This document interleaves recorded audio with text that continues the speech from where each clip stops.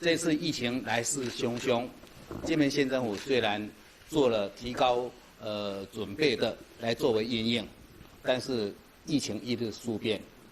虽然我们将航班从原来每天40几班减到8+2的航班，但是每天仍然有400-500人入境。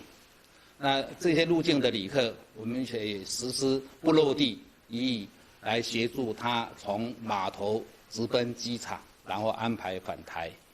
但是民众对于这个疫情一日数变来势汹汹，仍然是高度建议我们政府要暂停小三通，因为金门的防疫能力在动员是有其极限。那我们经过将民意向中央疫情指挥中心做建议，那经过中央讨论之后，决定从2月10号就是暂停小三通客船的往来。那这几天本府的话，因应这个或许可能会有大量的我们旅客来入境，那我们会准备充足的车辆以及人力，同时也协调各航空公司必要时候加开航班来作为因应。我想这边也跟各位我们的国人呼吁，这个是一个过渡时期前移的措施，我们期盼是只怕少做，不怕不做，这个是我们很多乡亲的心理反应。我们期盼这个疫情大家共同来把它撑过。谢谢各位。目前是客船。客船不够。客船，货船是因为货船的话在国内的货船还是正常往来。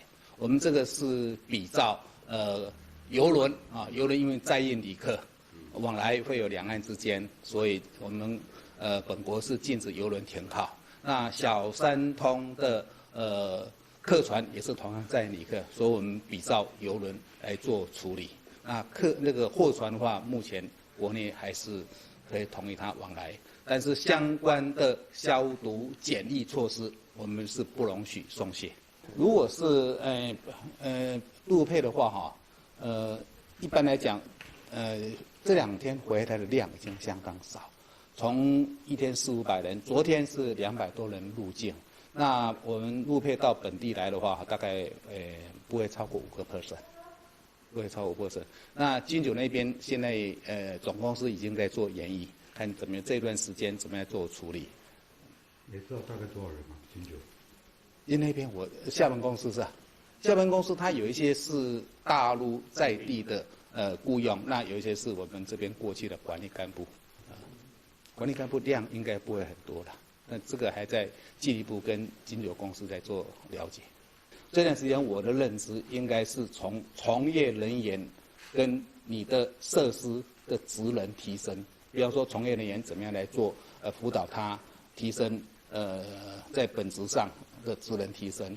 那有一些像景点政府管理的，趁这个机会我们把它内部做整修或是做一个动线做整理。我们这个是这段时间陈老师我们可以来做这一些职能提升的措施管理跟修缮。那大概预计会封多久？那只要疫情一改善的话一降下来的话，我想以前过去 SARS 期间我们也曾经有过暂停小三通，那 SARS 那时候疫情过之后，我们马上就会重新启动通航。